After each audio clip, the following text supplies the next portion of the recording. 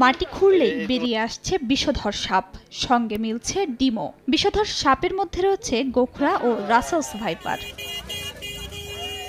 সম্প্রতি শরীয়তপুরের নড়িয়া, জাজিরা ও ভেদেরগঞ্জ উপজেলার বেশ কয়েকটি ইউনিয়নে বেড়েছে সাপের উপদ্রব। বাড়িঘর কিংবা ফসলি জমি সব জায়গায় মিলছে সাপের দেখা। বিশেষ করে ফসলি জমিতে বেশি আক্রমণের শিকার হচ্ছে এলাকাবাসী। এমনকি রাতের অন্ধকারেও পথচারীদের কামড়াচ্ছে সাপ। সাপের কামড়ে গত 4 মাসে জেলায় 4 জনের মৃত্যু হয়েছে।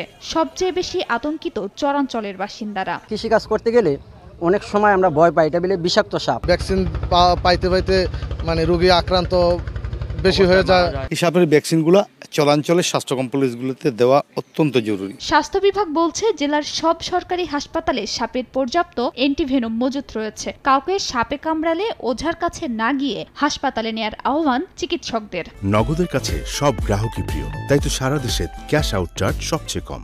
সর্বদংশন করলে অস্থিরতা না করে ওঝাদের কাছে না গিয়ে সরাসরি উপজেলা হেলথ কমপ্লেক্সে চলে আসা। সদর হাসপাতাল সহ উপজেলা হাসপাতালগুলোতে আমাদের অ্যান্টিভেনম সাপ্লাই আছে এবং আমাদের ডাক্তারও প্রশিক্ষিত। গত 6 মাসে শরীয়তপুরের সরকারি হাসপাতালগুলোতে 104 জন সাপে কাটা রোগী চিকিৎসা নিয়েছেন। এদের মধ্যে অ্যান্টিভেনম পুশ করা হয়েছে 10 জনকে।